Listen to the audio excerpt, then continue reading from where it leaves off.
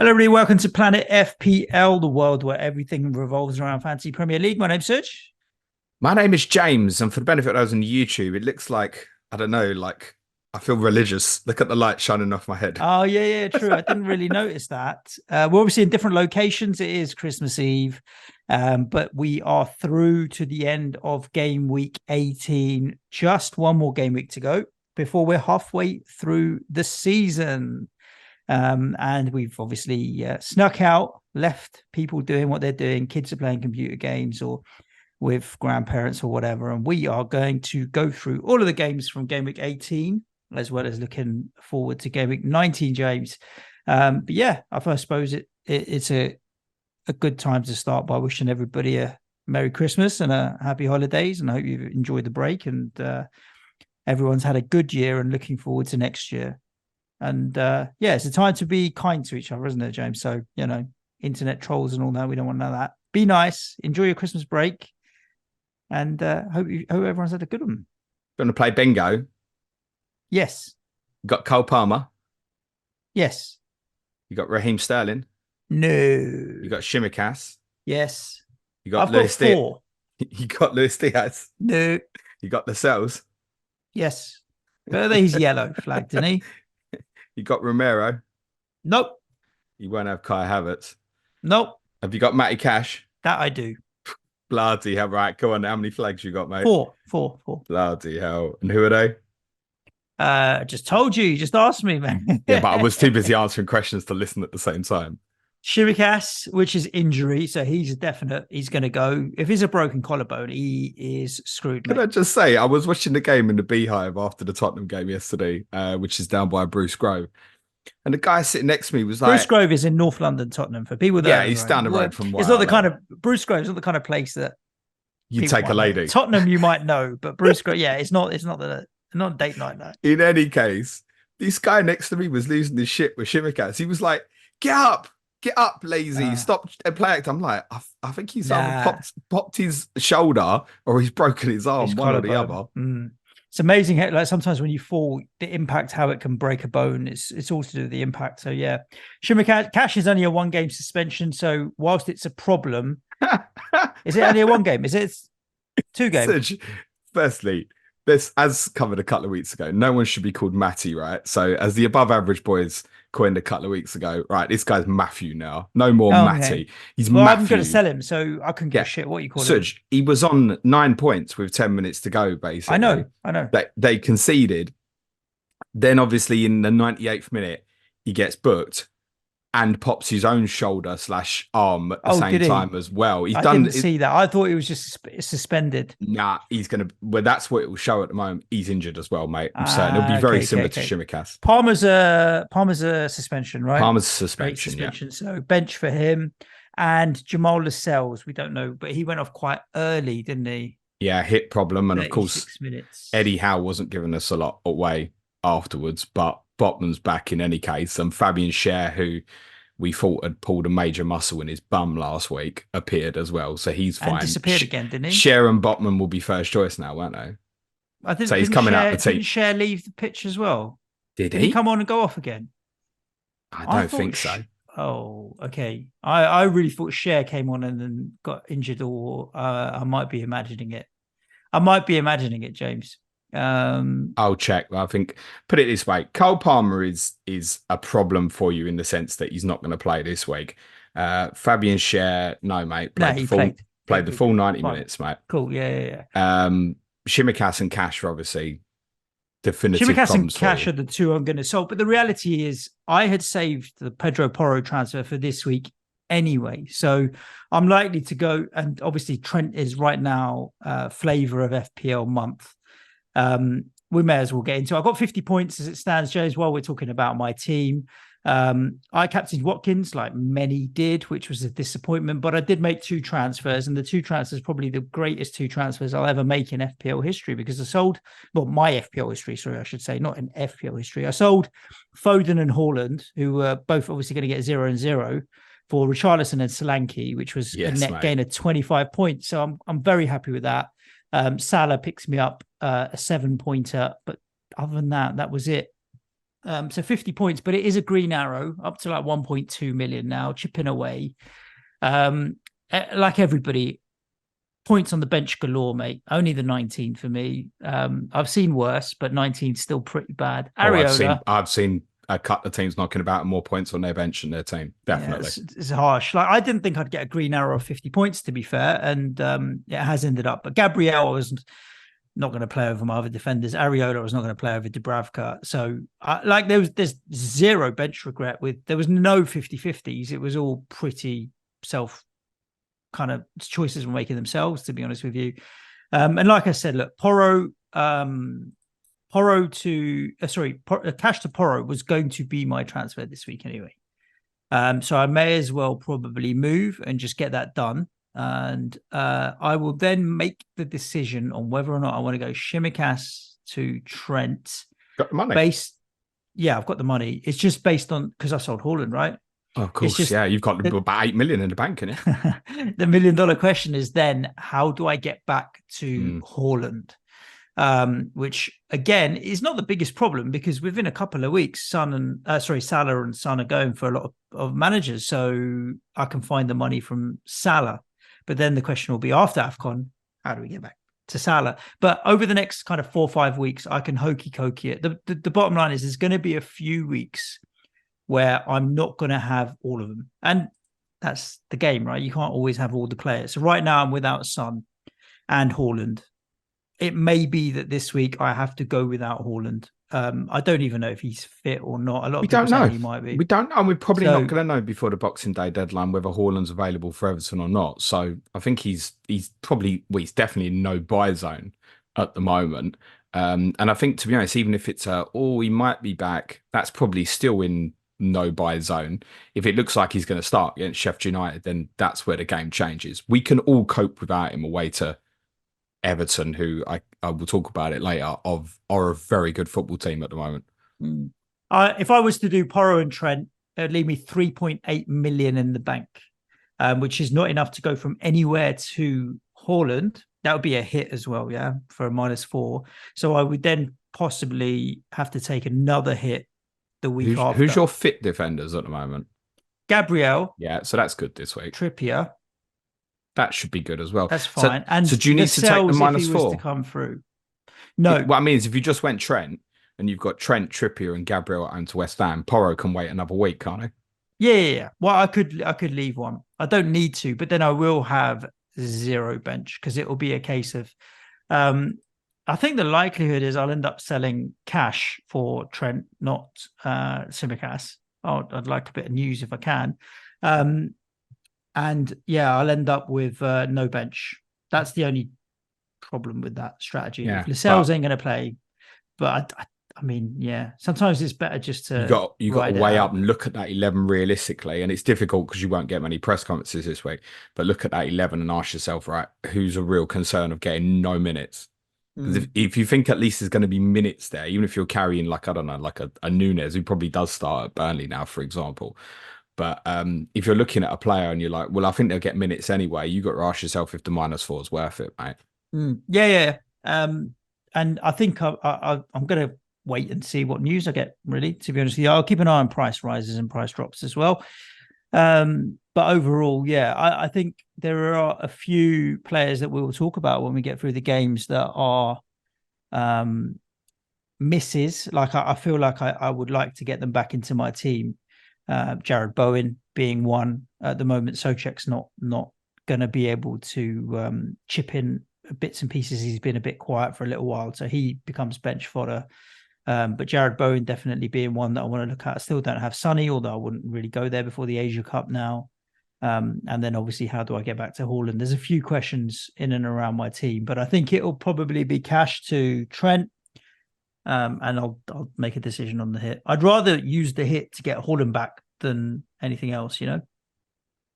Yeah, but then you can always get the game week 20 if Haaland's going to be back for Sheffield United and just sacrifice Salah, right? Yeah, that's the time to do it. If you have used the money. The I haven't landed quite so badly with the injury problems.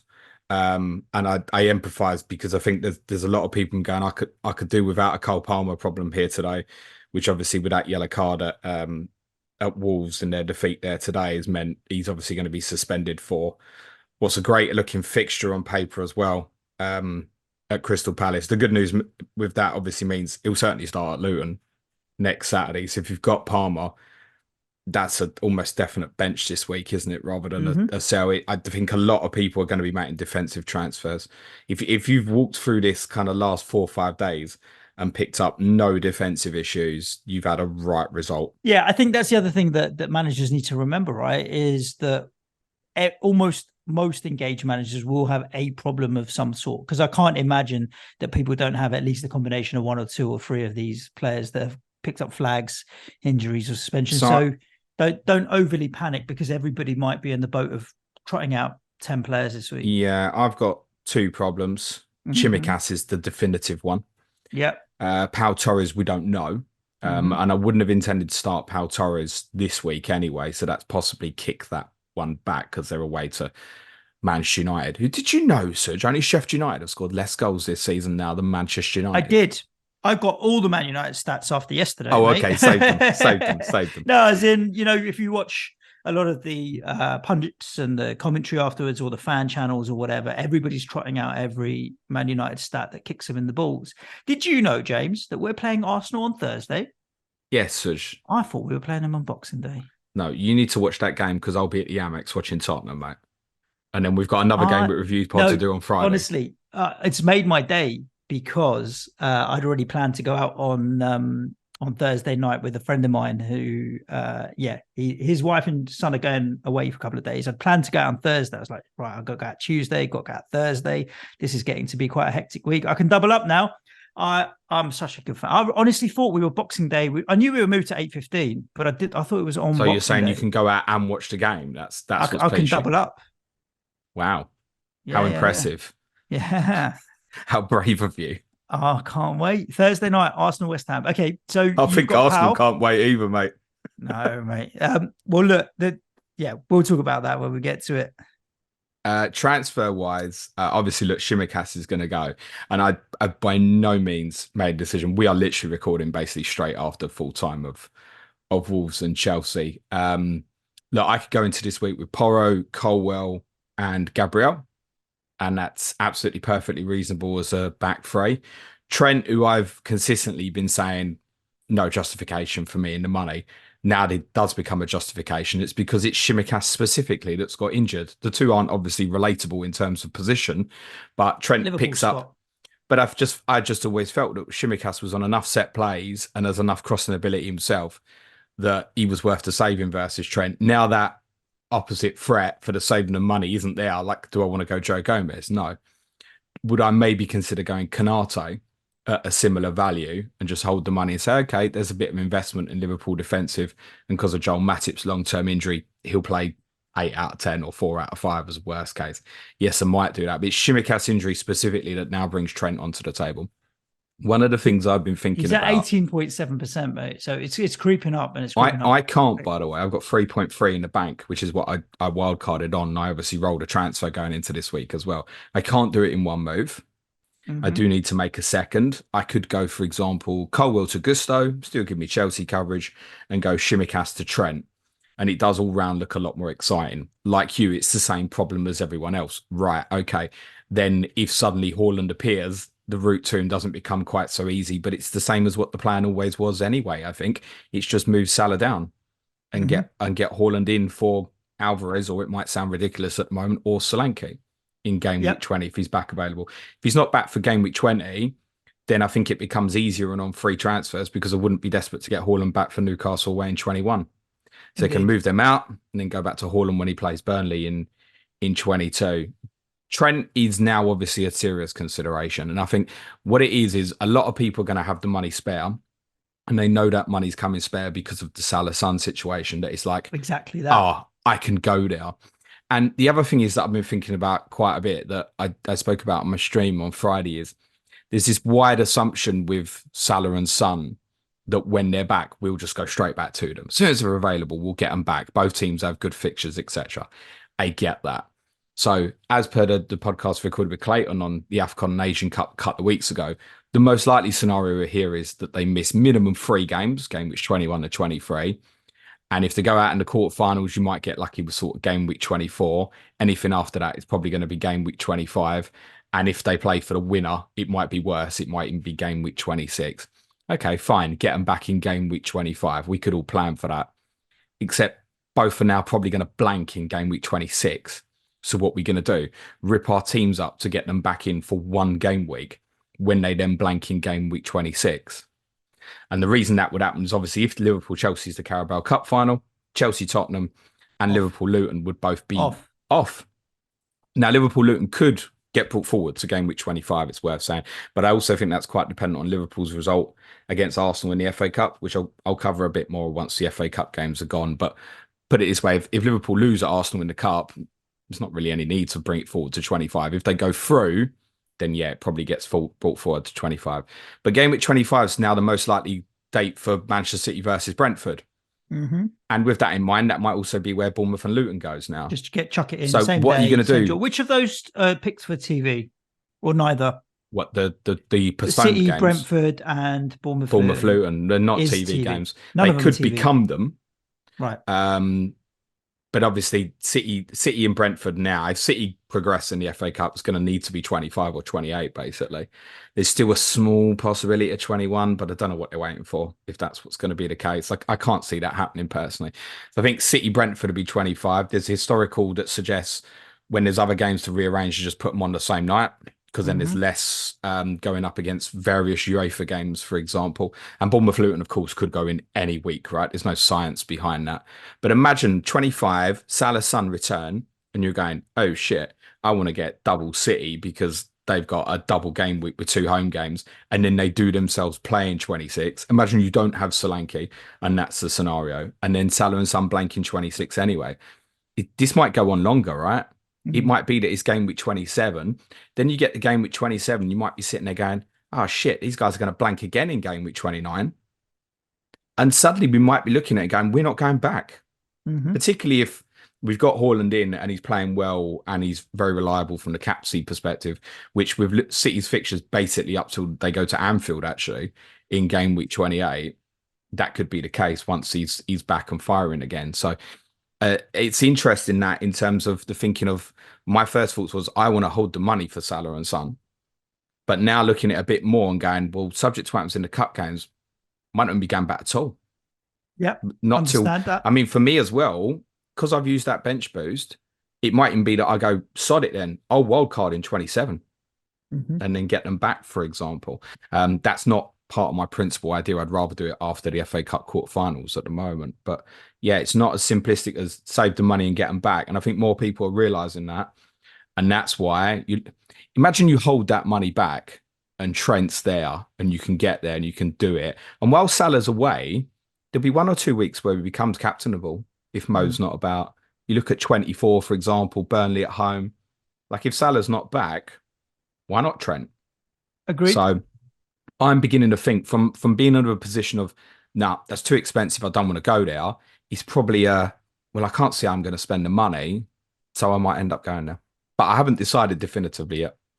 Well, the place to keep an eye on that is on Twitter. So just follow James at Planet FPL Pod. I'm sure he'll share what we do. No, probably not. The deadline is listen to the podcast if you want information. Which podcast? Any of them. Well, any of the 99 one. We do. There isn't one. I mean, before 26. Sorry, before 19. Before the 26th being Tuesday. Join me on the deadline stream. I'll have my team up on the deadline stream. On Boxing Day, Tuesday morning. Yeah, it's funny, all these days blend. I don't know what day of the week we are. Let's talk about these games. James will always through some of these fixtures. There's been some interesting events over the weekend. I would say some good goals, some interesting results, particularly for the teams at the bottom of the table that did better than they may have expected to do. So plenty to look at. Crystal Palace 1, Brighton 1 was the first game, which was on Thursday. Hopefully the Thursday deadline didn't catch you out. I managed to make my transfer, James. Well, we are surprised. Well done. Yeah. Ended up being a 1-1 that didn't sound like it was particularly a great game. I take it you didn't watch it. Nah. It wasn't. I saw Dean Henderson's clean sheet points snatched away in Sky, but obviously Danny Welbeck's header was particularly good. I don't know, he had a few brain fart moments in the highlights that I saw, Dean Henderson, where it was it doesn't fill you with confidence, particularly. But no, to be fair, he's been rushed back as well, and he's never played with his teammates before. So I get that. I get that. And but the thing is, with Brighton and all of the injuries that they're suffering from, they just sometimes lack a bit of fluidity, or know what's what. Yeah, these games are particularly difficult for Brighton when the opposition is just going to look at them and say, "What you got?" basically. Then. Yeah. And Brighton conceded a daft goal, right? And then I can imagine every Brighton fan went, "Oh, we're in trouble here," like when Palace scored. Not the kind of automatic in the past that would have been, well, we'll have enough quality, we'll steamroller these. There's definitely goals in the team. You know, there's a number of players for understandable reasons, such as Mitoma, who I think have been underperforming for a while. He's just been fatigued, and now he may have obviously got his own knee injury towards the end of that game. And they're definitely walking light. The good news for them, and it's part why I wanted to get Sam on COTC this Thursday, before the game with Tottenham, and to preview their game at West Ham in game week 20, is the spacing for Brighton, as I said several times, really eases up now, where De Zerbi could in theory start going, this is my best team, this is what I'm going to play for the next month or so. But with Mitoma and Adingra disappearing, it becomes questionable. I think João Pedro might play regularly in a wide position. Buonanotte at 4.7 might be an enabling one that comes into the team regularly. I know a few people begin to talk about Van Heck, because he's played 8 league games in a row. He's 4.0, but they've been so bad defensively, not a single clean sheet all season. I don't know how often you'd particularly want to pick it. And this was a kind of an ideal game for Palace, with the problems they've had with their own fitness concerns, to say, right, we'll play you on the counter attack, and we're very happy with that. And it wasn't a great game. It's as bored as I've been watching Brighton in a really, really long time, to be honest. Like I didn't start watching the game till later, as I said to you on Friday. So I watched it kind of live from like about 9:30. I struggled to stay awake. Wow. And considering how much I enjoy watching Brighton, I think that it's probably credit to Palace, to be honest. We wouldn't be looking anything at Palace at the moment, despite those 2 Palmer Sterling suspensions. Chelsea away, they go to Arsenal away, couple after that as well. So no real interest in their assets. It does ease up a little bit for them from the fixture perspective after that Arsenal game in game week 20. Although they'll have the rematch with Brighton in game week 22 as well. Elise played well, and he looks lively. He's one to keep an eye on. Eze's obviously made a couple of sub appearances. That's going to help as well. We don't think Johnson's too far away, by the way, Suj, but with Henderson fit, they don't need to particularly force it. Yeah, these two are probably largely avoids at the moment, certainly going into this week. Although I can certainly see, like, say that move I said, well, I'll go Colwell to Gusto to enable Trent with 2 threes. Yeah, maybe I could consider Van Heck instead as a possibility, because their fixture run is great from game week 21 onwards. Yeah, I don't know. It doesn't inspire for me, to be honest with you. I mean, I've with all the injury problems that I've got, not a single player from either of these two has reared its head as where I might go to find. There will be, just as a conscious, and I'm absolutely certain of this, over the next couple of weeks, there will be talk about Ferguson, João Pedro, Buonanotte. Pascal Gross is one that will be dirty consistent over this period. You want someone to step in for Son, who you know is going to play like the majority of games, for example. Yeah, Pascal Gross, irrespective of where he plays, seems to provide attacking returns, doesn't he? Villa 1, Sheffield United 1. If only we had a clip from, is it the differential show? I think you started mentioning this game is set up completely for the ultimate upset, bottom of the table, no points, blah, blah, blah, whereas Villa can go top first time in however many years. We must clarify, though, that I wasn't predicting this to be an weren't, upset. But I mean, this is football stories. We're going to talk about Luton, Newcastle in a bit, and we're going to talk about Burnley winning away at Fulham, who scored like 300 goals in their last 3 games, if you believe the media. So it was there. This is football, does this to you. It creates stories like this. So it is what it is. But yeah, Aston Villa will be deeply disappointed. However, goals, we talk about goals change games, and had Leon Bailey's not been disallowed for that foul, which was a bit of a funny one, because I don't know. What's your opinion? Second phase, had it gone through? Sheffield United won the ball. My opinion is, if it had stood, I'd have a lot more FPL points this week. I get that. I mean, as a Bailey, if Sheffield United hadn't won the ball back and then fucked it up themselves, I think fine. But it was. I personally thought it was a bit harsh to disallow. Yeah, I think what has ultimately decided it is the fact that the ball barely leaves the penalty area. Right. That's what's decided it. So I think my take on it would be like there probably is a foul there on Fodringham, although I think he flaps. It was very similar to the Danny Ward one against Arsenal last year. Mm-hmm. And my take on that one was, to be honest, that I'd want my goalkeeper to be a lot stronger and push off a player, right? Because they're protected species. Is his arm being held? Does it affect him? Yes. But I also think, no, get off. If you're a goalkeeper and you push someone off, like, you ain't giving a penalty away, mate. You're going to get completely protected. Push him off and deal with it. Okay, fine. Then it drops. I think it was McGinn had the shot and it was cleared off the line. Now, if that goes directly in there, definitely disallow it. No problem at all. But then they do have the ball and they try and break out. They could launch it up the pitch. They could do whatever they want with it. And they don't. Villa win it back. And it's really good play from Watkins in terms of assisting Bailey. I didn't have a problem that it was disallowed. I also feel like it's one of them that, I don't know, on-field decision was goal, but I also get that it would have been impossible for the referee to spot the foul. I don't mind the decision. Look, to be honest, the one that was more, I think would be a bigger bug for Villa was the Ollie Watkins one after about 12 minutes. Right. But he gets pushed. That's a penalty for me. Yeah, I would agree. And there was one afterwards with Ezri Konsa that I think they nearly ended up giving because they was like, maybe we should have given that one a minute ago as well. Yeah. And they didn't. So... yeah, but Sheffield United deserve what they got.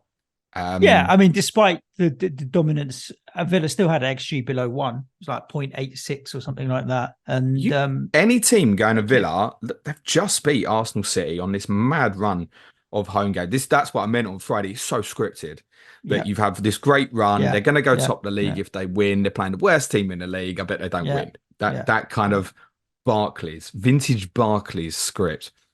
So, Sheffield United defended really well. They changed systems. They went to a 5-4-1 without the ball. I thought Alston Trusty was really, really good. I thought it was the best player on the pitch by distance. But actually, he ends up tearing upfield where there's a break on right at the end. And because he can't get back into position quick enough, that's where the goal comes from. Absolutely certain. If he'd have held position, he'd be facing the ball up and would have headed it away. And Zaniolo, loved the wild celebration, mate, for your 98th minute equaliser against Sheffield United. Like, get on with the game, mate. They're unfortunate not to win it. I don't know if the 5-4-1 will stick for Sheffield United because we've been really surprised that Chris Wilder had largely been playing a back four so far. But, I mean, they defended much better. How many times have I said this year, like, without McBurney, oh, my God, that they can't hold the ball up or anything.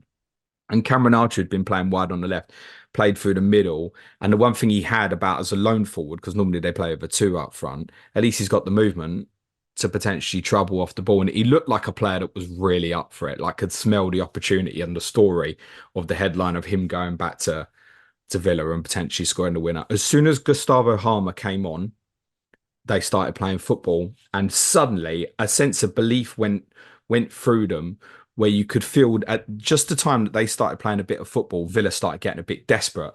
And I think any neutral was watching the game wasn't sitting there thinking, oh, I'm sure Villa will still win this. It was beginning to look like it was in the balance and Sheffield United might nick it. And they nearly did. For Villa, I think they kind of went with the team that largely I thought they would. And this with sort of Cash, Diaby and Bailey all together doesn't really work. Now, Cash is obviously going to get taken out the equation here, so it doesn't particularly matter. But normally when you watch them... Yeah, that was my question. What does that do to Bailey and Diaby? Because my first thing I did on Friday was, are they playing? And I was like, all three of my Villa assets, Cash, Diaby and Watkins, are playing. Phew. Like, may as well not bothered with that because I think it was a grand total of maybe 7 points between them. But what does happen to that now? Because Cash can go for me, no problem. Matthew, au revoir. Diaby, I would rather not sell yet if I don't need to, and I do need him to play.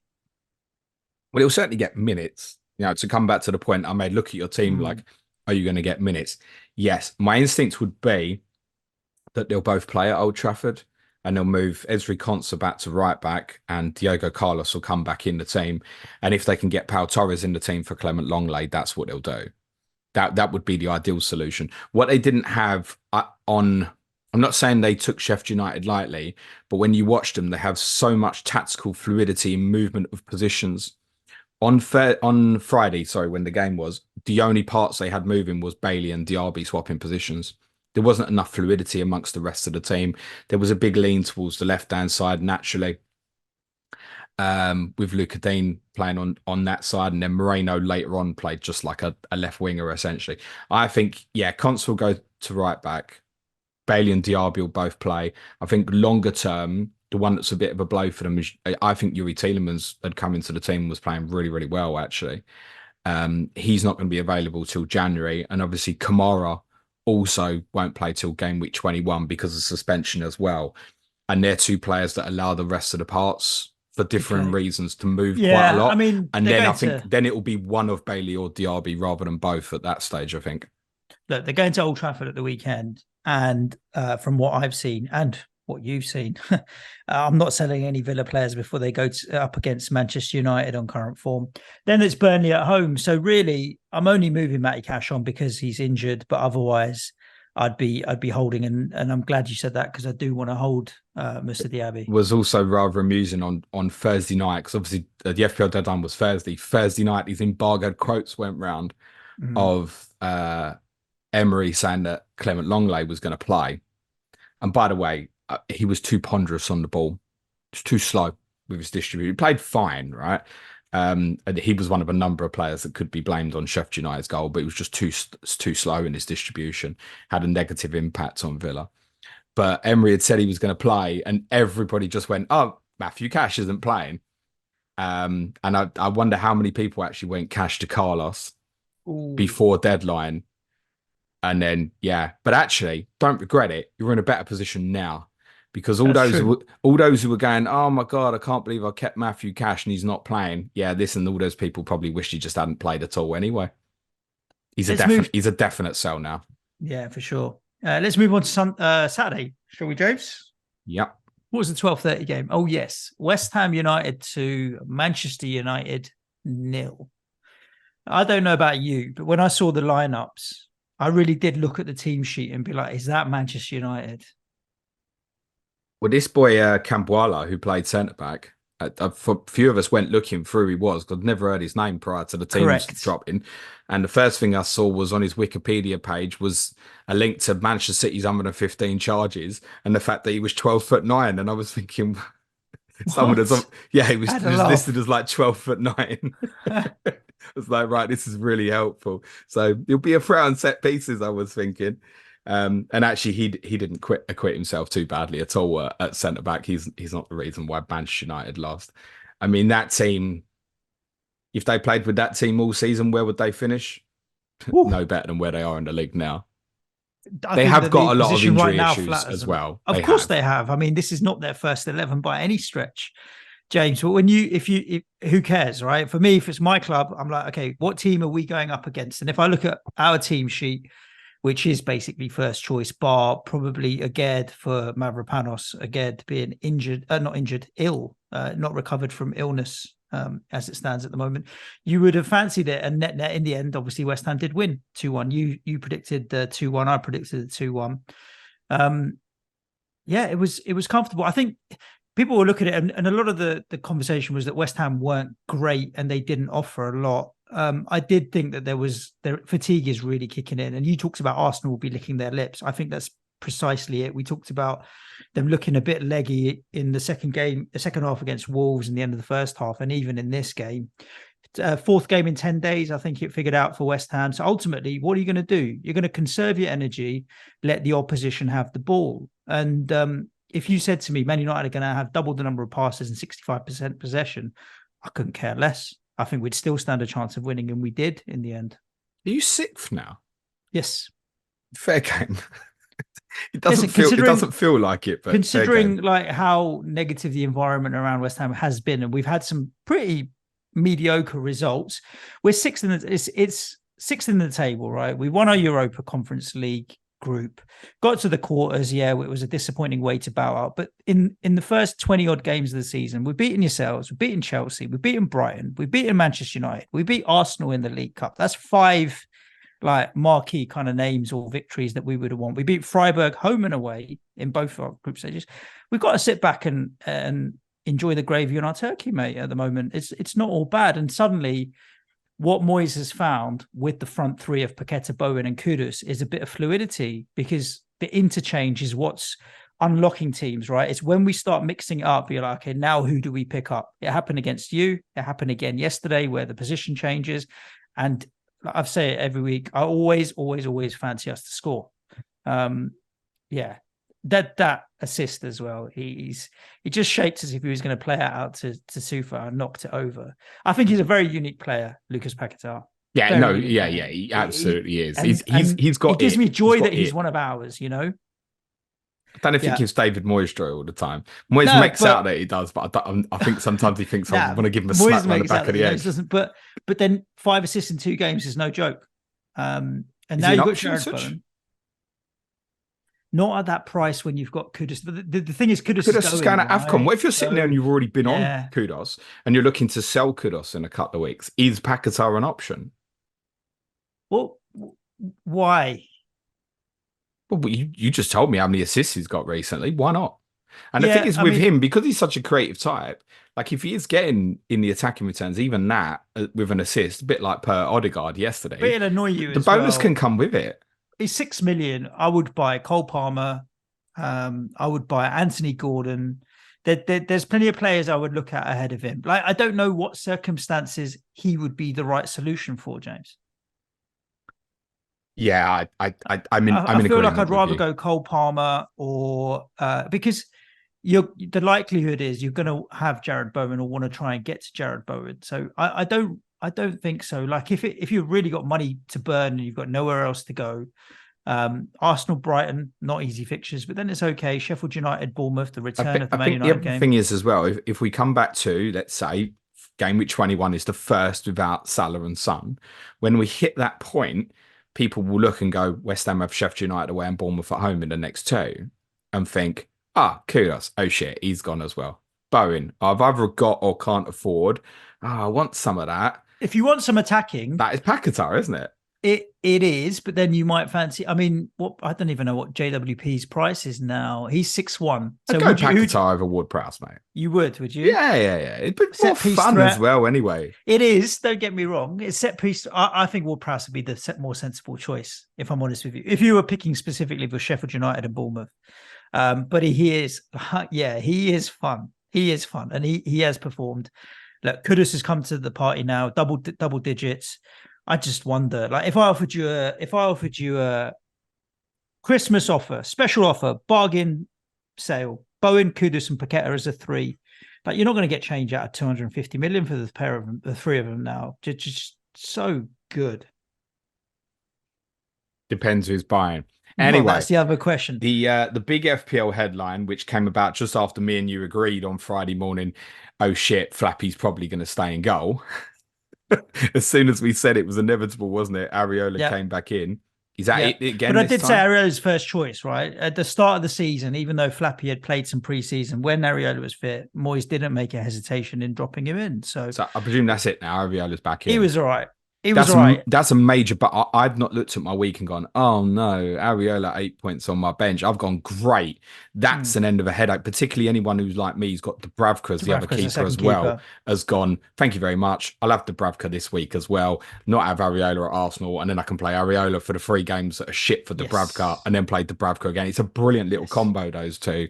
Correct. For obviously a big saving of money, but it wasn't going to be, obviously, if Areola wasn't back in the team, and it looks like he is now.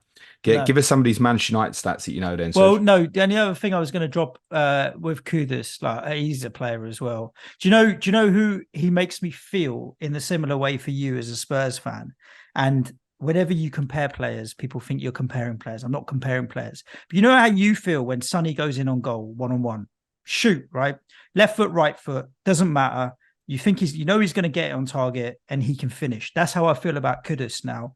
Is just literally, some players that get in that position, you're like, don't shoot. It doesn't matter. Both feet are equally adept at finishing. And he's really proven that. And sometimes his finishing, I don't feel like is as clean. Like Sonny hits the ball much sweeter and cleaner. What I will say about him, but he gets it on target and his power is immense. And a lot of the goals he scores is because he just fucking hits it so hard, so fast, so early. Keepers are not set.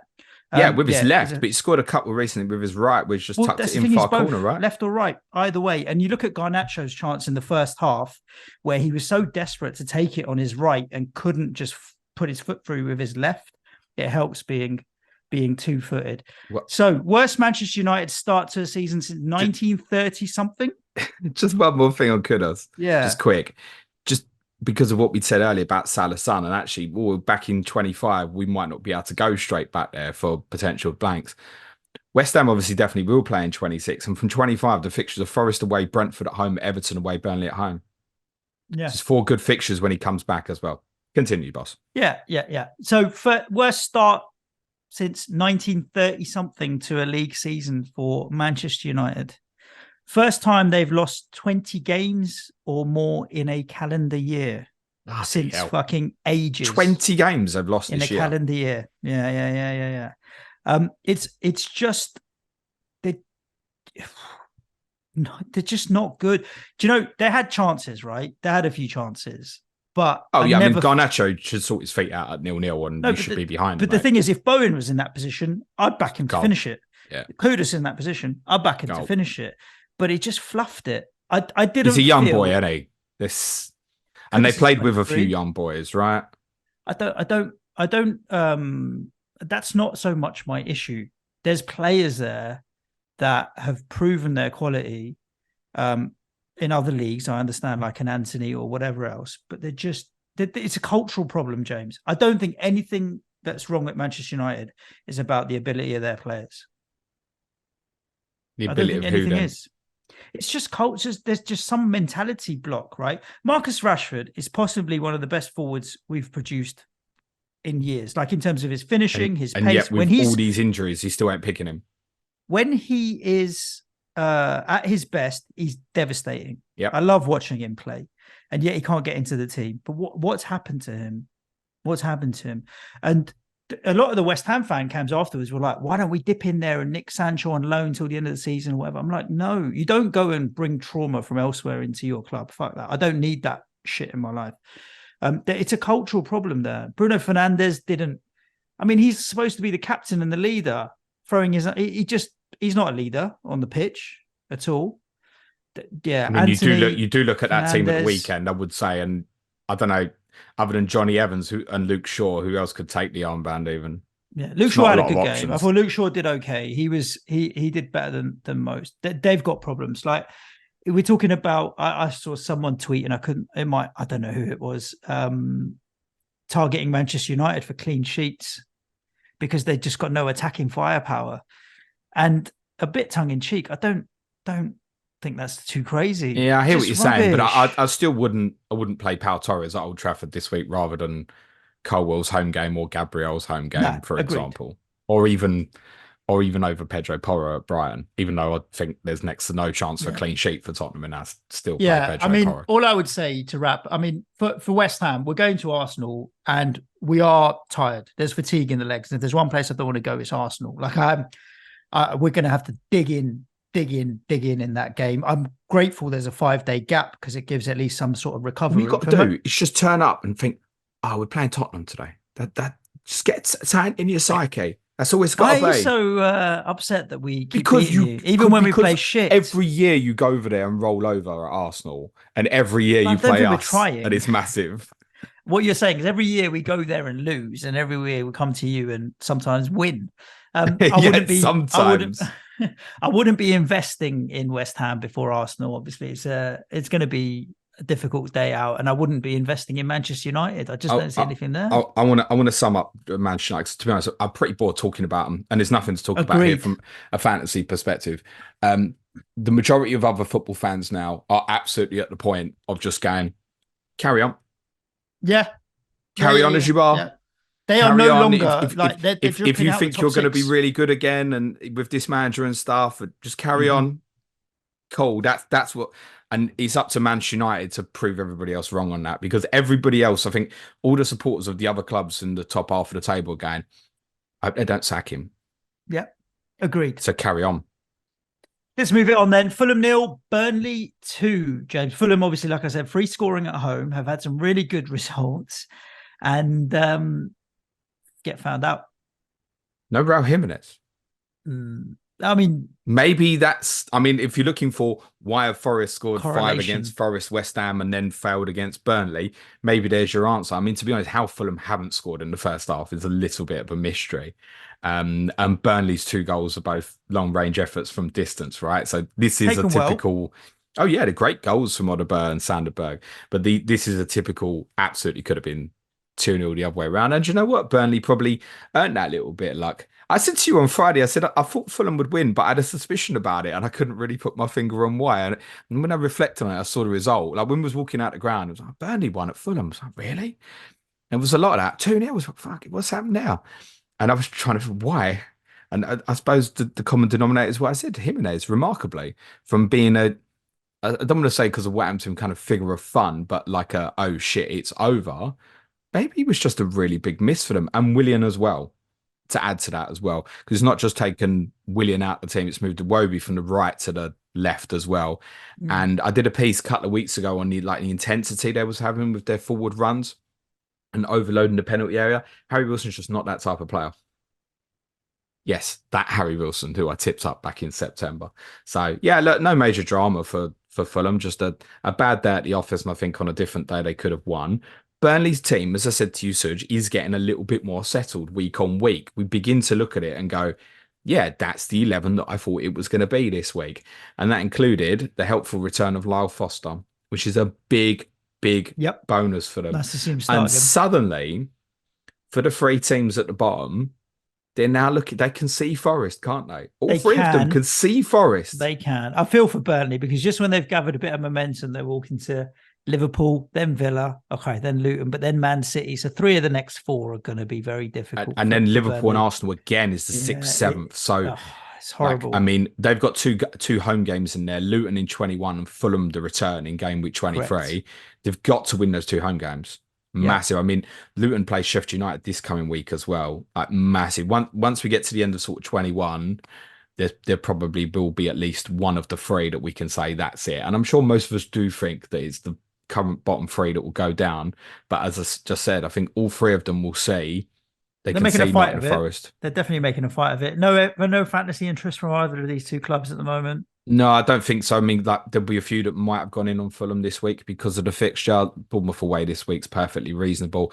Perhaps you've got a rotatable option like a Castagne or Robinson. Probably you're under a circumstance this week where you're probably pleased you got something like that and you can play it this week, for example, but no interest in them. I think Lyle Foster longer term is obviously worth monitoring now that he's back. Hopefully he's in good mental health, etc. But yeah, I mean, Liverpool, Villa next. No, I'm not suddenly going, I want to enable Trent. Let me go and buy Jordan Bayer. Like that's not on the agenda. So, well, let's talk about another footballing story. We talked about Aston Villa, Sheffield United, but Luton 1, Newcastle 0.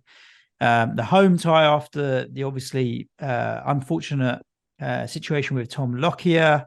Luton wanting to win. We've got a Champions League qualified club, although be it they're knocked out, coming. Big game. Newcastle a challenge for any team. And so Luton are going to just be buzzing to come out of that with a 1-0 win, keep a clean sheet. And just the occasion sometimes can get to you. I think from everything I've seen about this game, in terms of even the Newcastle fans who have been getting credit. They had a great online, banner, Newcastle and so fans. They should. They applauded in the 4th minute. They used the advertising hoardings to thank the medical staff. Like the whole occasion, there was clearly a discussion around it. Andros Townsend in his post-match interview was talking. Can we about also say that on those advertising hoardings was Philip Billing, not just Philip. Cleared his airway when but not just Philip. I just want to point that bit out. It's okay. Philip Billing. Listen, I don't know about this naming stuff. This is for the Premier League to decide. But I just thought, look, it's obviously an occasion, right? They've thought about it. There's stuff going on here that is playing on everybody's mind that their skipper's there watching from home or wherever Tom Lockyer was on the day. And then to overcome that and to win the game as well. I was just happy for them, to be honest with you. I've got I double Geordie defence, mate, and it could have been triple depending on who's coming on and off the bench for me. But I'm still glad that Luton won. Yeah, I think, listen, I'm sure those with particularly with treble Newcastle defence are probably not pleased. And I have seen a few of them knocking about, understandably as well. Forget about your fantasy team for a second and just enjoy the fact that this is a if you couldn't I mean, the scenes of Rob Edwards at the end, like if you, I don't know, you can't feel any form of connection or feeling or something for him. I think I'm happy for you, mate. Yeah, definitely. And a lot of them, as you said, Andros Townsend spoke really well as well. And Andros has always been quite articulate, actually, so it doesn't surprise me at all. Yeah, delighted for them. I've been saying all season, Suj, they'll beat someone big at home this year at some point. And they've had so many near misses with City, Arsenal, Liverpool. And to be honest, you can put the Tottenham game in there as well, right? Because of the situation where Tottenham went down to 10 men. So that's it now. So there's some good news there, maybe for Manchester United and Aston Villa, who still have to go to, and maybe even Chelsea, if you're still calling them a big club, when they go to Kenilworth Road next week. That maybe that's out the way. Luton have got that big win. It was definitely going to come against someone at some stage. It sounds like they deserved it. It doesn't particularly sound like Newcastle were battering the door down to get the equaliser. You know, like the other week when Palace nearly equalised there, it was like bite your teeth at the end. I don't think it didn't feel like it was quite like that. So I've heard. And I don't think Newcastle particularly fielded a team that you'd look at and say, oh, you're riddled with injuries anymore. But they're shattered, Suj. They're shattered. They've got nothing. It's probably hit a mental wall as much as a physical wall now as well. And they've got the early kickoff on Tuesday. Yeah, but then I wouldn't be surprised if it don't beat Forest. Do you know how I feel like certain clubs can pull out certain excuses and certain clubs can't? This was a stat that came up in our game. Like, we've used the least number of players in the league this season and played the most number of games as well. Of course, we're shattered, but the people don't kind of take that into considerations with some clubs and do with others, or injuries with some clubs and others. They've got depth there. And if Miley's coming off and the player you're bringing on is Isak, or Lascelles is coming on and the player you're bringing on is Botman and that kind of thing, I think they've got enough depth there. Yeah, but until recently, they haven't been able to do that, right? Yeah, you know that. I feel like they had enough on the pitch to be able to win that game, though. Of course. Is my point. I'm not saying that they don't have problems or haven't had problems, but if you look at the 11 on the pitch on that day, I feel like they should have done better. I mean, there's games that they've had more recently that maybe they wouldn't have got a result out of, but I think on the day they could have, should have. Look, they've won one away game all season. Yep. Wow. The 8-0 at Sheffield United is their only away league win. So I don't think it should come as a stat for you. as a huge shock. Yeah, I think they've won one away game, and I think their goal difference might still be positive. I'm not sure. Probably borderline.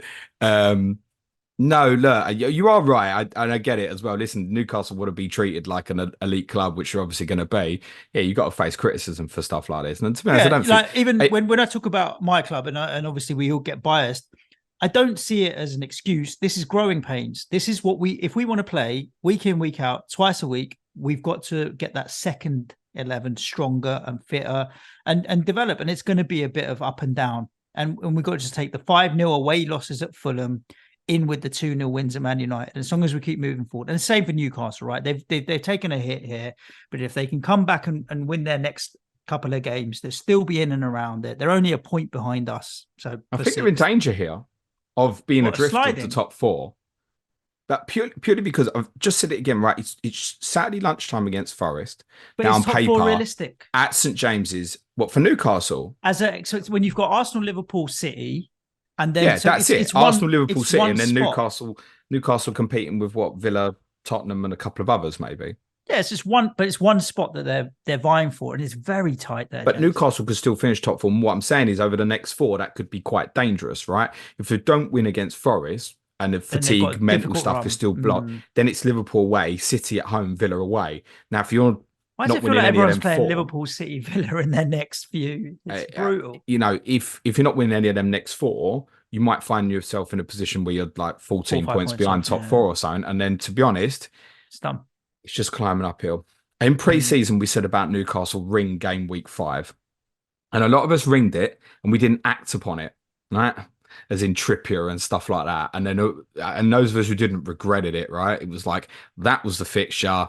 Go there, get it done. After followed Sheffield United and a few other games. And Trips particularly did really, really well. Right. Ring game week 23 this time. Newcastle need to get through this period. Yeah. Ring game week 23, Luton at home, the return with Forest, Bournemouth at home, There's Wolves at home a couple after that. Then there's a better run starting Chelsea, again. Palace, West Ham, Everton. Like, all of those are winnable for Newcastle. what I'm saying it's a is, solid run. like, that. Here's an example. You've walked into the Cole Palmer problem, right? And you're like, I want a 1 week punt, and then I want to flip it back. Like, sure, Anthony Gordon is going to be staring you right in the face at home to Nottingham Forest. I'd probably rather look somewhere else at the moment, because all you need is something else to go wrong in your squad, and then you're stuck for a little while. And that's not to say Gordon owners should sell. Of course, they're not going to go do that this week, and they won't want to hold all the way through these more difficult fixtures. But for those of us who've got no Newcastle investment at the moment, yeah, game week 23, circle it, and I'm not interested until then. And by then, they're playing once a week. Most of the best 11 will be back together, and I'm sure they'll have a really good run from there on in till the end of the season. For Luton, no real interest, but the fixtures aren't terrible if you want to pick up one of these enabling players. 4.9 million, would you rather buy a Thomas Souček or Ross Barkley? 3 in the last 4 for Ross Barkley, attacking returns, not goals. At that price, I'd rather take a punt on Buonanotte. Even cheaper. Yeah. I mean, he's getting plaudits, and he's been the playing shot better. he's had. Have you seen the shot? Yeah. Bloody hell. I mean, yeah, that's as sweet as you can hit a football. I'm not ready to go there yet, but it's nice to see that he's got 3 in the last 4. If he can maintain some consistency at that price, he might become a consideration for a few. I'll tell you a mad tip for the next couple of weeks. If you do want to invest in them, you've obviously got like Kabore, Ted and Mengi, and Amari Bell are obviously really cheap, and you could have as a 5th defender. And their fixtures actually, as I said, are not too bad that you could do it. But I'll tell you what, if someone's sort of walked into multiple defensive problems, like now all these Colwells and Canates and stuff like this, all boring, I want to get something more exciting, get Alfie Doughty in. It's a bit more expensive than what you want to pay, I think, for a Luton defender. But I tell you what, there's fixtures coming up, such as Sheffield United twice in the next 6, and a fixture against Burnley, where it might be that it falls into your lap where you can use him. His delivery's dangerous. Was he second most for crosses in the league? Maybe. He certainly was near enough last time I looked. So I don't hate that. And they're more trustworthy, I think, defensively than perhaps the other two. Do you know what I was going to say about Alfie Doughty? And I don't know, this is maybe a bit personal. It's the same as like Paqueta. You'll enjoy owning him. I just think he's a you won't good enjoy player. owning him if they're conceding 3 or 4 every week. No, but I like him as a footballer. So I don't, if you have an affinity for a player, it's like Wilf Zaha. I don't like him. And so when he performs badly, he annoys me. I think with Alfie Doughty, if he didn't perform, then I didn't have any expectations anyway, and I still like him. I think, yeah, I'm with you on that one, James. I do like that as a cheeky little punt. I would also, to go back to your Barkley point, he's playing really well at the moment. I was so impressed with him when they played against Arsenal, actually. I thought he played really, and if you're looking all right in that fixture, there's every chance he'll look good in other ones. Whether that's a fantasy choice right now, I'm not quite sure. No, I'd rather go for Andros at 5.0. Yeah, maybe.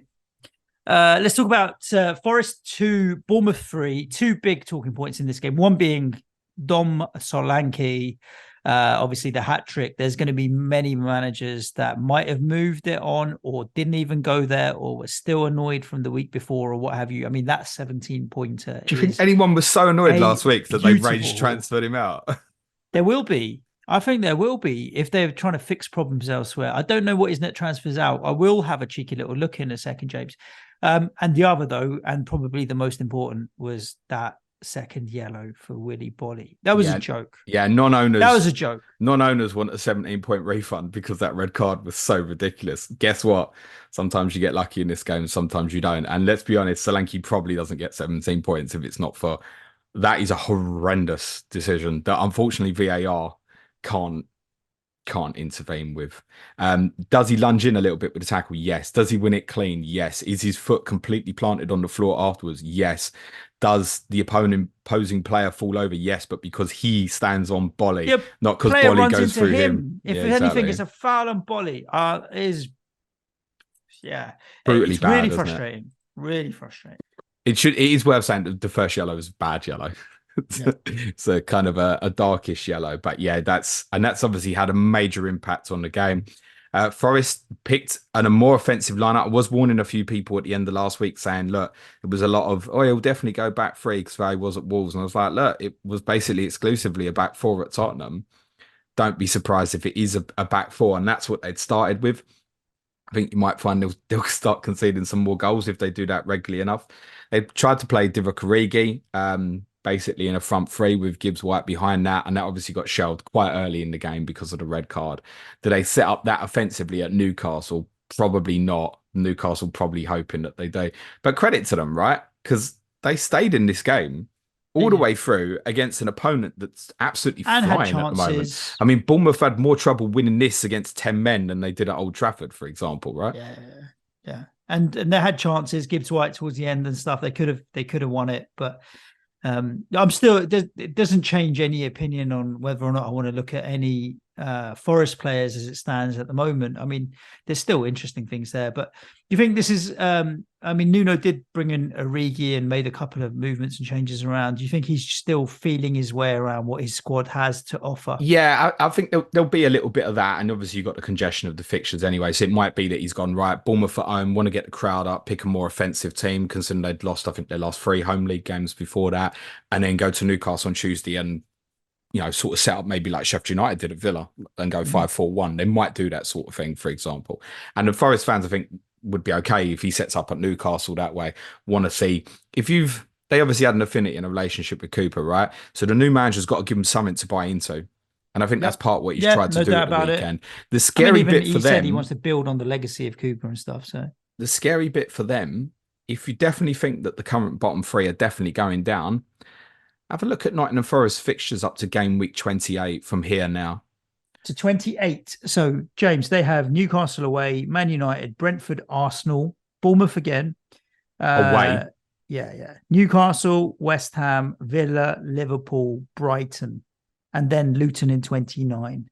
Like, you could easily see them picking up maybe 4 or 5 points in that whole entire stretch. Not good. Yeah, I think they'll be all right. And actually, I think Nuno will do absolutely fine there. I think a lot of people think that's quite an underwhelming appointment.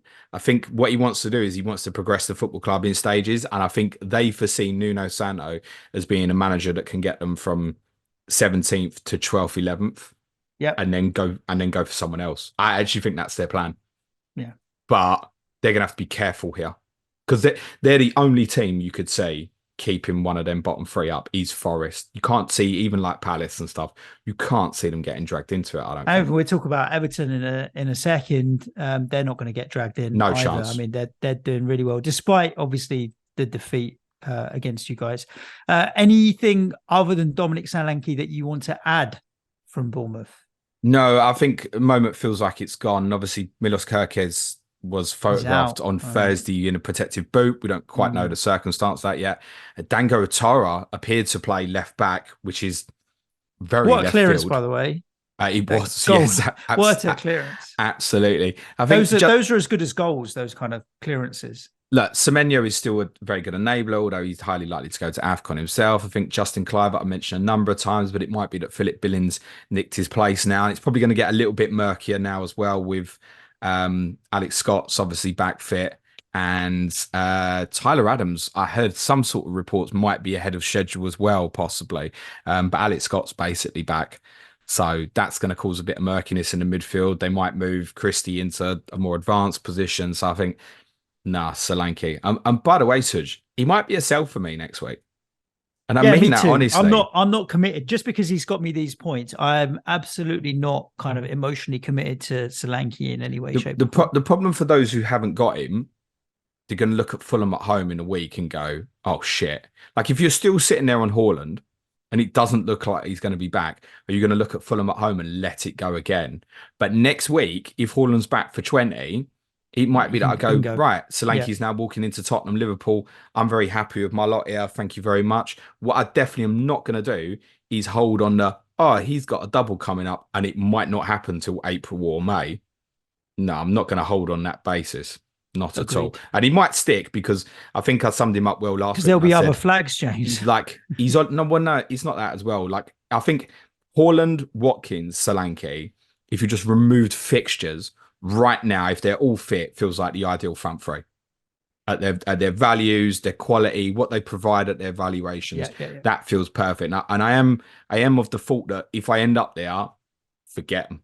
That's the three. And if I'm ever uncomfortable that Solanke has a particularly bad fixture, maybe I could bench him. But I play him more often than not. And it's not that, by the way, Tottenham away is a particularly bad fixture next week. Because guess what?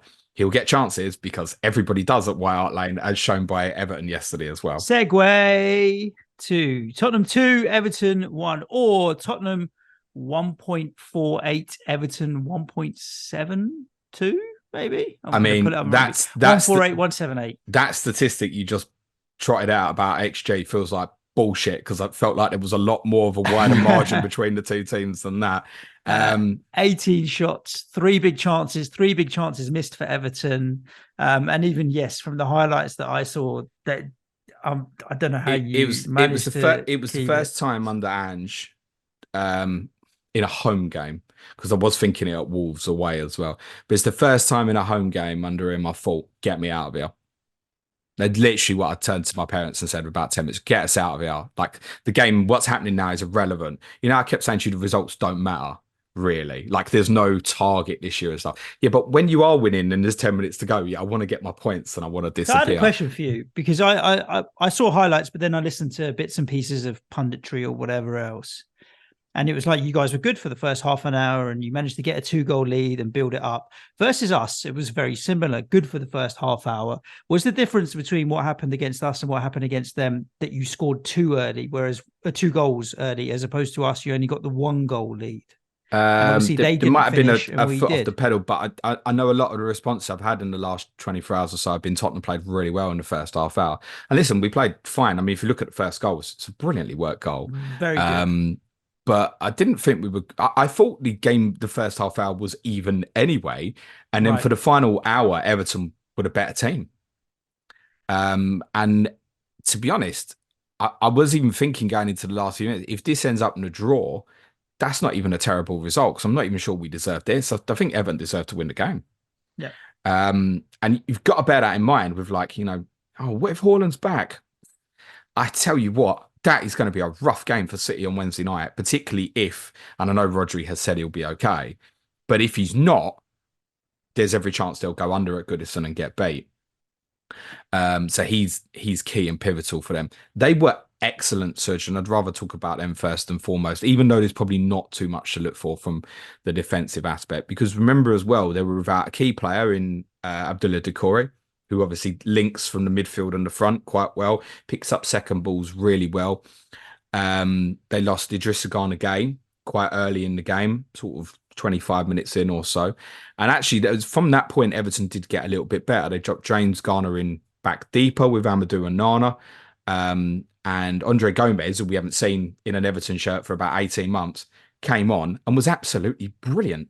I mean, he was a good player when in the 10 position. We've always liked him right? in terms of his technical ability. I think there's been a lot of criticism in the past about his work ethic and whatnots, but Sean Dyche obviously given him a chance there, and he worked hard. He played really well. He scored a terrific goal. I think I saw it was only his second ever league goal, which seems mad actually. Wow. He's a very talented player. But I tell you what was absolutely key for them. The 2 wide players were outstanding. Jack Harrison and Dwight McNeil, both absolutely brilliant. When Jack Harrison went off, I could feel the breath of relief leaving me because he was such a threat. And McNeil is beginning to look like the player that we discussed 3 or 4 years ago at Burnley was like, this kid will knock on an England door eventually. And I don't know, because England's so blessed in that position, I don't know if it will ever come for him now, but my God, he's playing well. And didn't he play well? His actual distribution and his passing quality over short and long ranges was outstanding in that game. One of the passes he plays for Dan Juma. And that prick, Dan Juma, bloody hell. He should have scored 2. 2 really good shots. I mean, I was impressed with his shots. The first thing he did, keeps him out he got the ball in the left touchline. I think he had Porro and maybe Sarr came to him and he went bam, bam, bam, and he was gone. He was past the 2 of them. And I was thinking, I never saw this in 4 months last year. Like, where were you? He nearly tore us a new one in that half hour or so. He was obviously right up for it because of the circumstance and stuff. I don't know if that would have stood at the end. That I know there's a lot been made. Was it over the line? I've only seen one replay of it, and could maybe have been given as offside. I'm not sure. Certainly, the flag went up on the pitch in the ground. I know that at the time as well. Maybe it would have counted, but they certainly deserved it if it went in. So really good. And Branthwaite, a left-sided centre back, he's absolutely going to be an England player, and there's going to be some big bids going for him soon.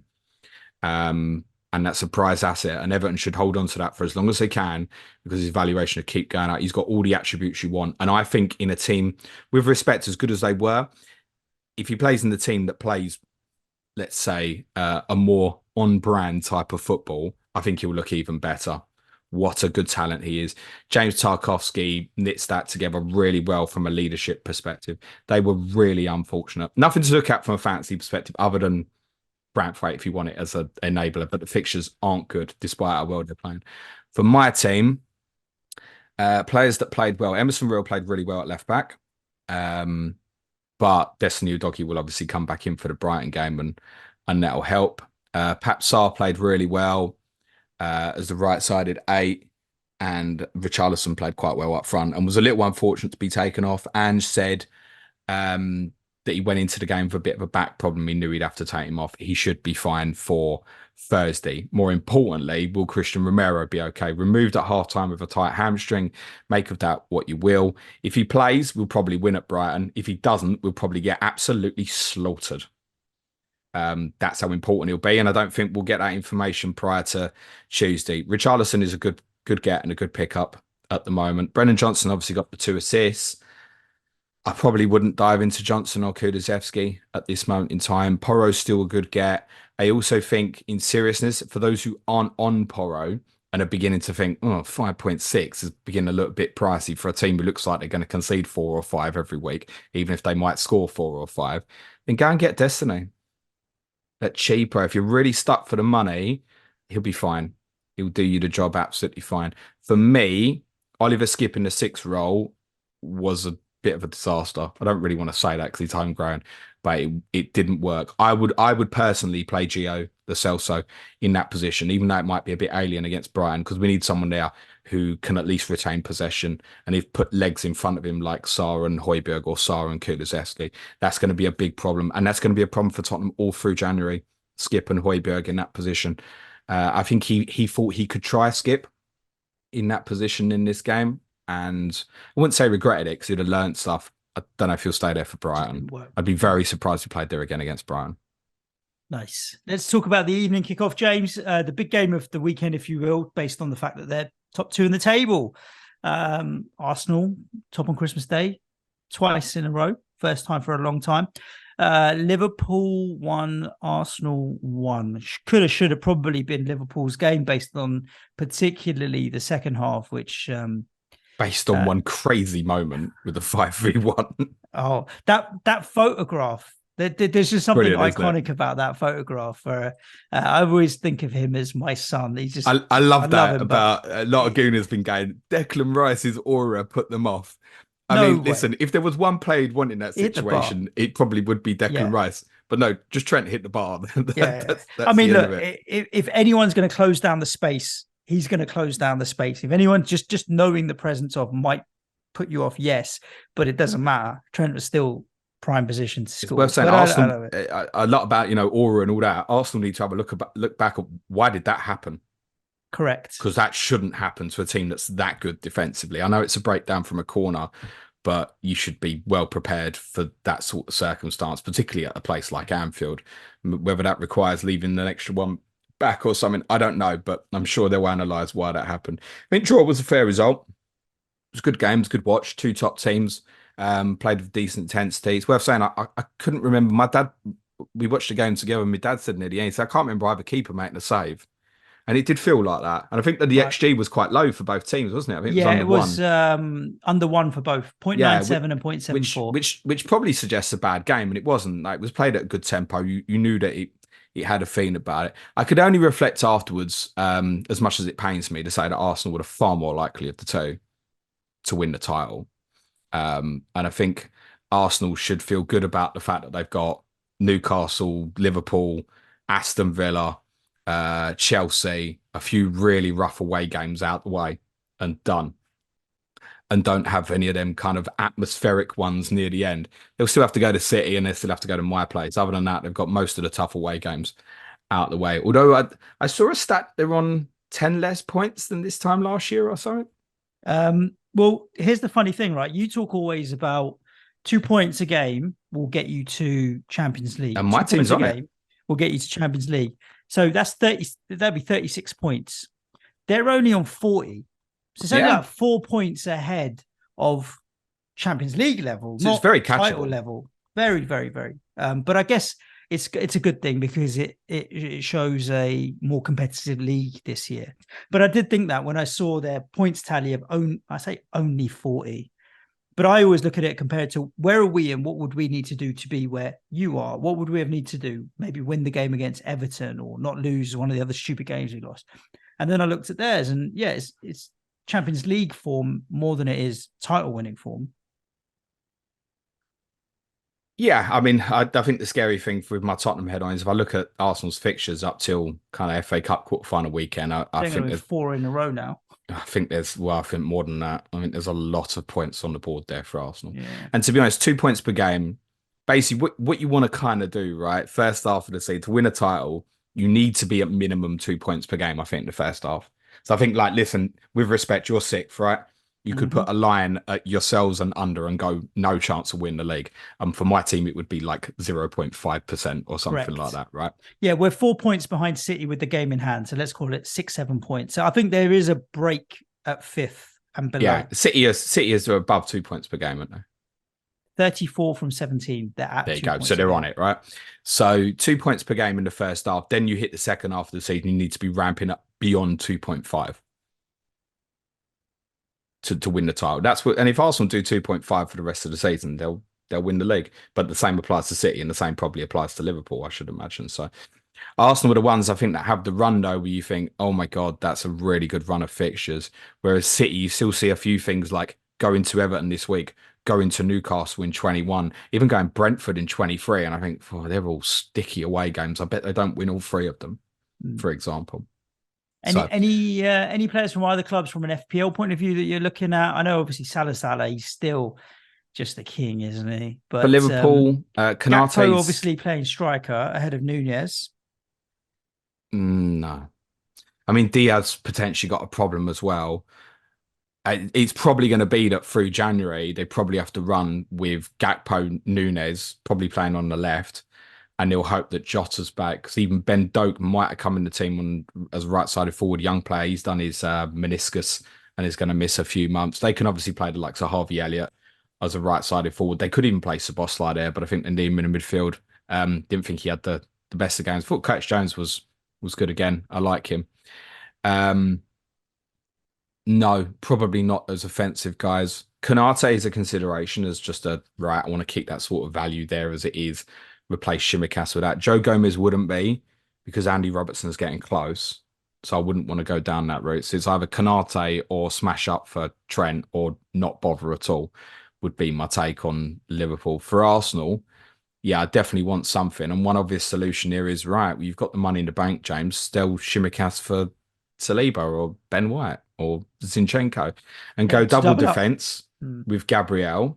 But then I'm also left thinking again, but top of the shops for me, probably when Salah and Son go, is maybe invest in Odegaard.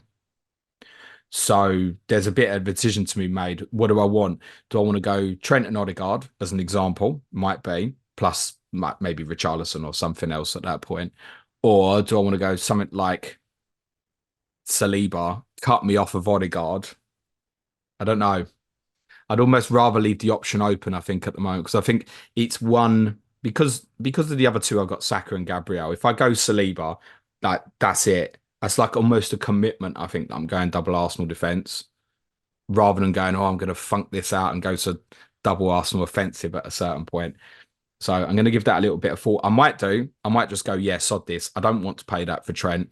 Going double Arsenal defence this week, many weeks, is going to be a good little differential. I think it'll become more popular as well, but I also think Odegaard will be really popular as well.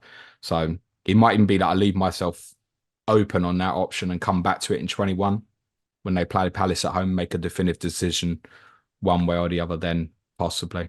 Saka will be really popular for those who don't own. Gabriel's going to get more attention after the goal at the weekend. And I think he's the best Arsenal defensive one to get. I think Raya, probably not now Ariola's playing again, but would have got some attention as well.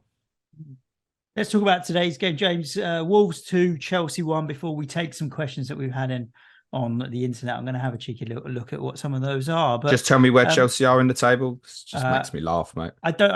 My mouse doesn't scroll that low, James. They're 10th. They are 10th, mate. But Wolves drew level with them on points alongside Bournemouth. Fulham are only 1 point behind.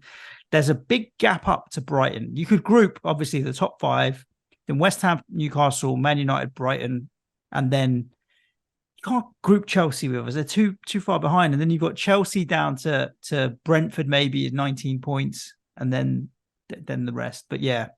They've got a really good run of fixtures, though. Like 5 of the next 6 really do look winnable. And you can put yourself. It's just that Liverpool away doesn't. But even that, I mean, what does that do? Maybe put them back in contention for like a Europa League spot or something. Like, I mean, to be catching Villa on 13, Villa are 17 points clear of them.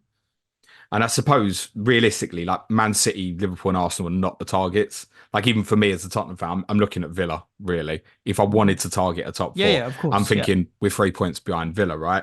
And it's not Chelsea fans. I don't think look there and go, oh yeah, we're 12 points behind City. You're not really, are you?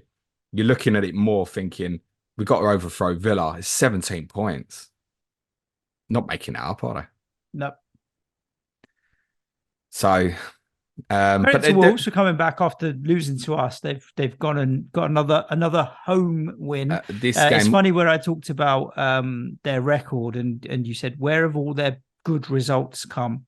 Man City, yourselves. Yeah, they are Chelsea. They've become a home and away team. And this is it though. Like at the end of the day, win your home games, and the rest will kind of eventually take care of itself. But they have been getting all of their good results at home.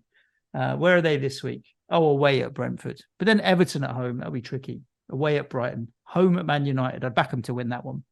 They've got a really good run of home fixtures. Really, when you look at it, Everton's challenging. Obviously, Manchester United's challenge as well. So is Brentford. But when you're grouping these, Everton, Man United, Brentford, Sheffield United, Fulham, Bournemouth, up to FA Cup quarter-final weekend, that's good. The away games, Brentford, Brighton, Chelsea, Tottenham, Newcastle, don't look good. No. So I think it'll be more of the same, right? It'll be good results at home and probably bad results away for a lot of what they do. They're going to be absolutely fine. They did okay. I think Joseph Sarr coming back was a big deal because Bentley against us, he was. Yeah, I mean, to be honest, confidence. But when you got Joseph Sarr, as much as we could criticize Chelsea, I did see a stat during the game: most big chances missed this season, and it doesn't surprise me because Sterling's had an absolute mare there. He's fine for him when he does brilliant to win the ball off of Gomez and obviously have the 1-on-1 chance in the first half, which is obviously at 0-0. And it's fine that he shoots. If that's his decision, it's fine. But let me tell you, once you make that choice, you better score. Because he's got 2 players next to him who've got to tap in. Yeah. And really, I certainly know if he was standing next to that, he wouldn't be expecting anyone else to shoot, he'd be passing the ball. And a player of his experience has to know that he has to roll the ball to his right and it's a goal. So if you make that decision as that experienced player to go on your own, fine, mate. You're taking the responsibility on, but you better score. And that was the defining moment of the game, because I think if that goes in, Chelsea probably score and win. Interestingly for Wolves, Hwang played a more central role and Cunha played a little bit wider. We had Malo Gusto come back into the team for Chelsea, and I think he's really interesting actually, because you do look at those fixtures coming up and think that's great cover.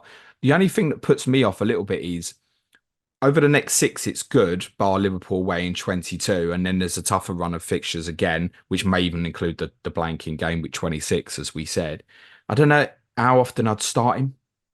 Even with that, I'd still be looking at others going, yeah, Gabriel's got a good fixture. How often do I want to leave Porro out, etc.?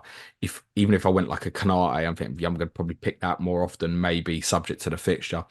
So, but I think he's an interesting get. Cole Palmer obviously stands for what he is at the moment.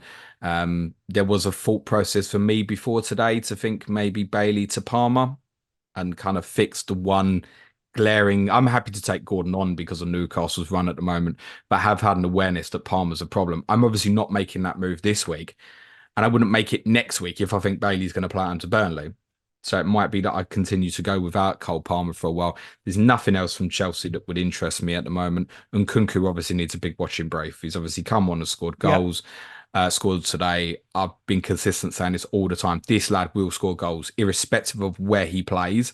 But please don't dive there because I don't think he's going to start on Wednesday night. Even with those players suspended, I don't think it's a certainty. Even with Palmer and Sterling suspended, I don't think it's a certainty that he'd play. If he does play, you can't look at it as a certainty that he'll play at Luton next week. Now, once you get beyond this little run of fixtures that's close together, then it's Liverpool away. Fine, look afterwards. But then it's Wolves at home, Palace away, good. Then the fixtures get really rough again.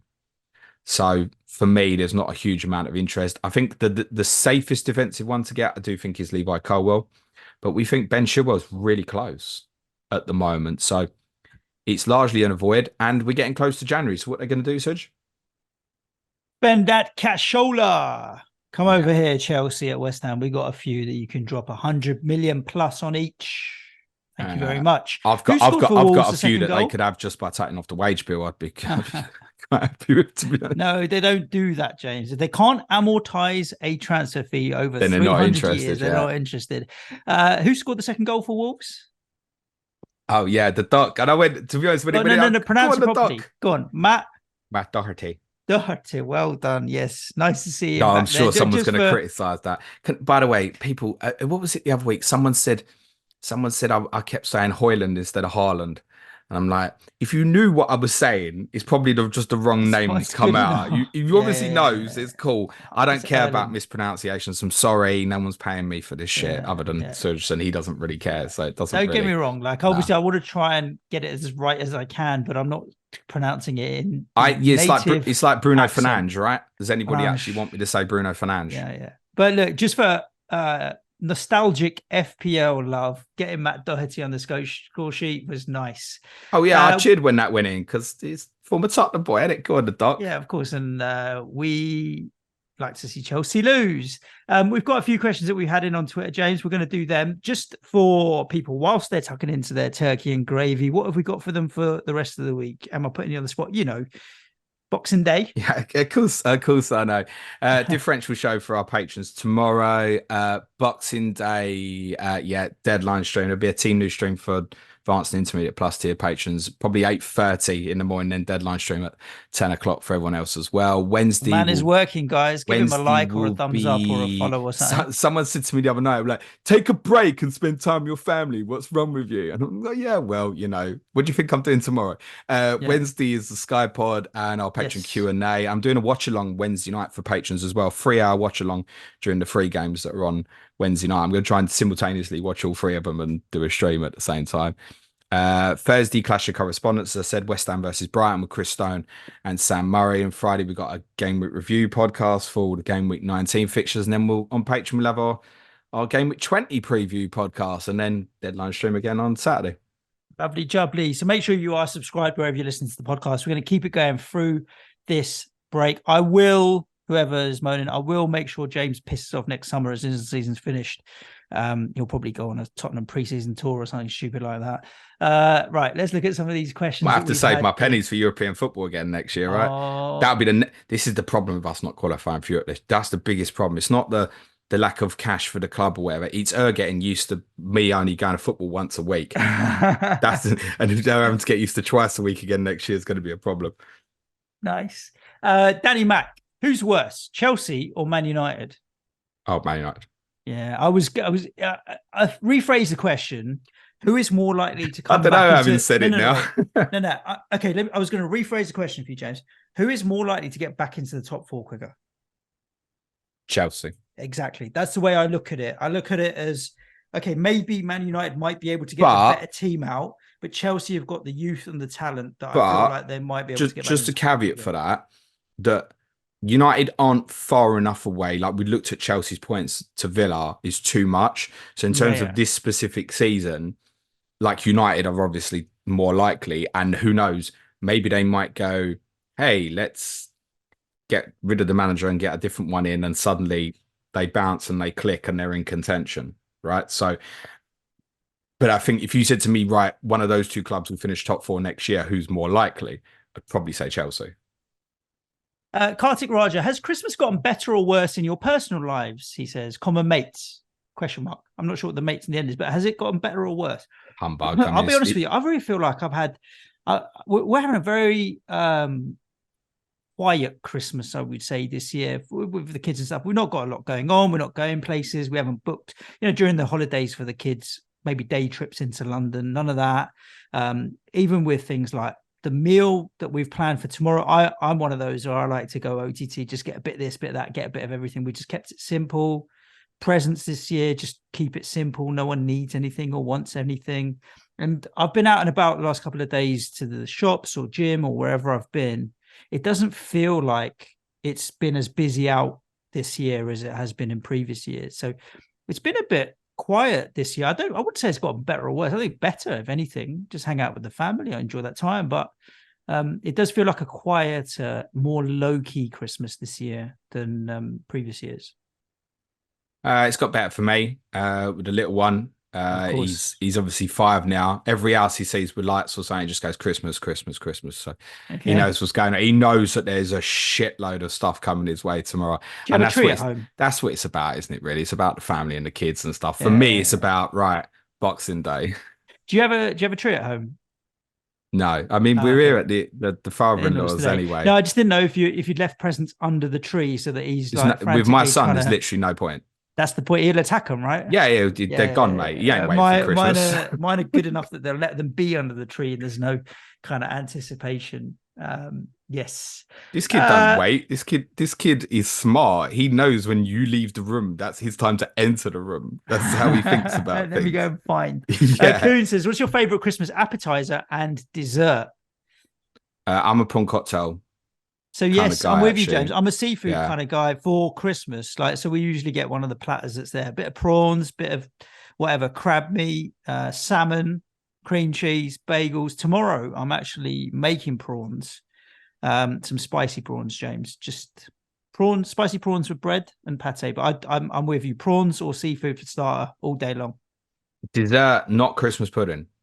Like anything else. On that as well. Yeah. Usually I end up with cheese and crackers and grapes and that kind of thing. I mean, it just ends up being about 4 days of desserts anyway. So yeah, I don't really want a lot of sweet stuff after such a heavy. I'm happy with a bit of cheese, a few crackers, and a few grapes. Usually, you got crackers at the end of it. Yeah, that's. What'd you say, Gromit? Or Wallace? Which one's Wallace and which one's Gromit? Which one's the dog and which one's the man? Wallace is the man. What'd you say, Wallace? I think my family all think I'm the Grinch at this time of the year. More like, oh mate, James, this one's for you. What's your favourite ever Boxing Day game? Only because I don't have. Someone asked me that the other day, and I really couldn't think of anything. I think you picked one on the 29th or 30th. Defoe 2 goals somewhere or something. Yeah, there was a game against you. I always remember fondly, and it always feels like it was Boxing Day, but it wasn't. I said the Southampton 5-2 only a couple of years ago when Kane got the hat trick at Wembley. Oh yes. It was in breaking the most goals in the calendar year and stuff. So, yeah, probably that one. I love going to football on Boxing Day, but as I said on the stream the other day when I was asked that, it never really feels like we have a big game on Boxing Day. We're normally, with respect, playing like Southamptons or Brightons or Crystal Palaces or Fulhams or something like that. That's how it feels. So I think for that reason, they don't probably stick in kind of like some lasting legacy in quite the same way with respect to all those clubs. I feel like we play Arsenal a lot on Boxing Day. I feel like that's always you get beat by them on Boxing Day a lot as well. That's also true. But I do feel like we do get the same fixture quite regularly, and it seems to always be Arsenal. But yes, indeed. I think, James, that'll be a wrap for this episode of Planet FPL. It will just leave us to wish you all a very Merry Christmas. I know it's a tight turnaround before the next deadline, so if you have lent us your ears to listen to this episode, massively appreciative of that. Other than that, though, thank you again for everything over the year. We've still got stuff that we'll do before the new year, but enjoy the time with family, loved ones, wherever you may be. See you on the 27th for Sky Fantasy Football if you're going to join us. Otherwise, towards the end of the week for the Gameweek review. And make sure you're subscribed wherever you are listening to the podcast. Stay safe. Look after yourselves. Ho, ho, ho. Ciao for now. Thanks, everyone. Have a great Christmas. Be nice to each other. Cue music, please. Man child.